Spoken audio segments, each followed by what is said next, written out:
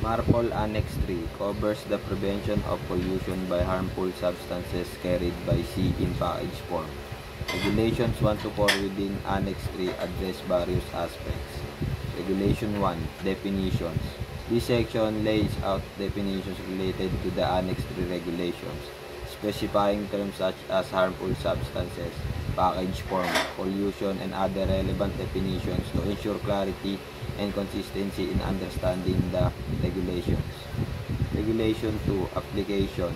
It outlines the scope and application of Annex 3. This regulation specifies the types of substances covered, the quantities and packaging requirements to prevent pollution by these substances during their transport by sea. Regulation 3. General requirements for the issuing of detailed standards. This regulation mandates that the International Maritime Organization or IMO develops detailed standards for the construction, equipment, and operational requirements for ships carrying harmful substances in package form. Regulation 4. Design and equipment.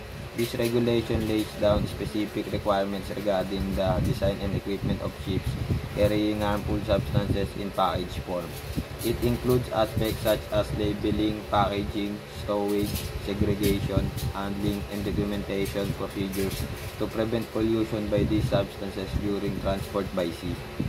Overall, these regulations aim to prevent marine pollution by ensuring safe and environmentally responsible handling, packaging, and transportation of harmful substances carried by ships at sea.